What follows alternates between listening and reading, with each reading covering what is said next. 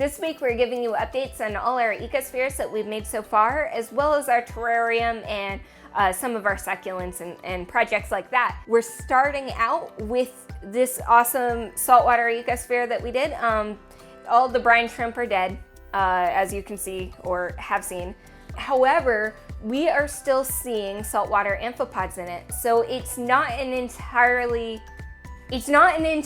complete failure. That's terrible wording, but I'm gonna use it anyway. We still have life inside this jar. It's actually a little hard to record footage of it for macros now because we're getting a decent bit of algae growth on the sides of the jar as well, and it's like a red algae, which is kind of interesting. But the Chato's not really dying off, and you might actually see there's a saltwater amphipod like right there. Aside from the saltwater amphipods, we have seen a saltwater snail as well.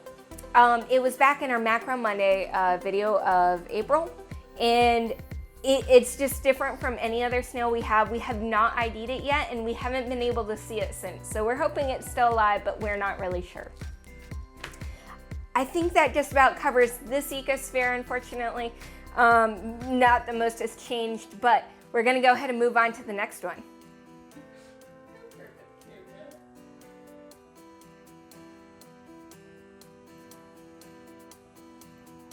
Sorry, I'm watching a case-carrying worm. Here we have the Amphipod Ecosphere. Now I think this is our oldest ecosphere that we have continually sealed. And it's going on 4 months now.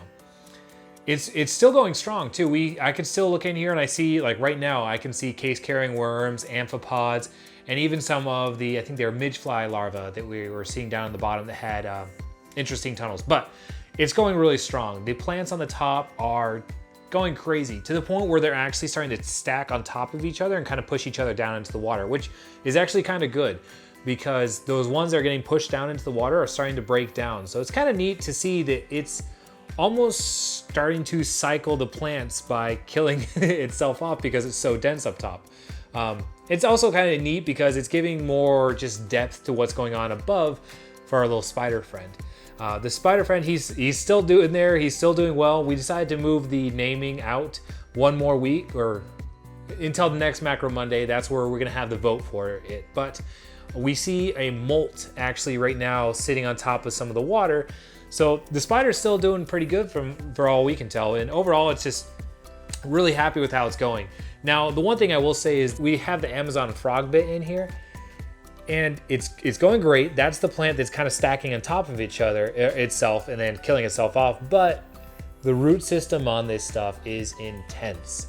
It's almost to the point where I can't really even get very good shots anymore, like into the base of the ecosphere, because the root system is it's just wild down there. It looks like someone took a handful of spaghetti and threw it into our ecosphere. It's just so hard to see into it.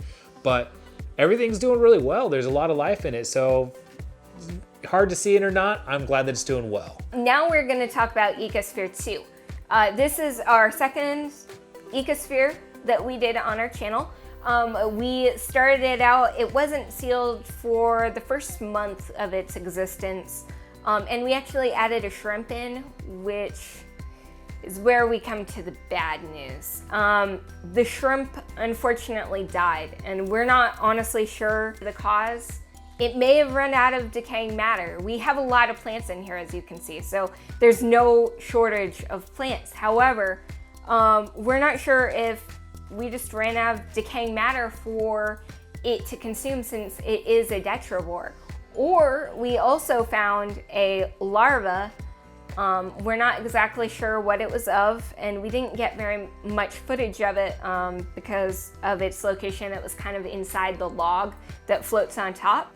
So we weren't really able to get footage inside the grooves of the log when it showed up. A few days before the shrimp died, we found the larva actually dead as well in the bottom of the ecosphere. So the larva could have attacked the shrimp at some point and injured it, and then the shrimp could have died of stress, or it could have been something it ate. But we know it survived over 2 months after we sealed it up and everything and redid the seal. So we really don't know what exactly went wrong, but it was just really sad for us. But Everything else with this ecosphere has been pretty good. As you can see, we have tons of plant growth. A lot of the plants up here are kind of winding their way around. They're spiraling because they don't have any more room to grow. So they're slowly filling, well, slowly, I mean, they're very quickly filling up this ecosphere. There's not very much space that you can see straight through. I mean, really, you look through the side and you see Java moss, you see whatever some of these wild plants are, or you see the roots to the frog bit itself, but you don't really see too much empty space.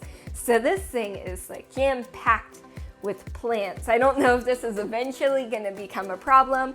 It might actually be really good because the plants might eventually, as Travis stated in the previous one, start breaking down as the frog bit goes under the water.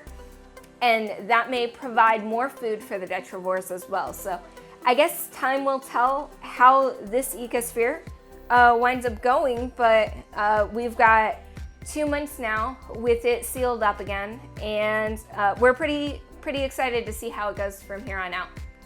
Now that we've taken a look at the ecospheres, we're gonna take a look at our sealed terrarium. This is just under 4 months old. We built those ecospheres a little bit earlier than the terrarium, so it's just under 4 months old, but it's still doing really darn well. The plants are going just crazy all over the place. We have some baby tears are growing up the glass. You can see them here and here. I forget the name of this other one right now, but this pink plant that started out with just a stub with no roots or no leaves or anything now has some nice leaves going, and its roots have gone all the way down into the very bottom drainage layer in here.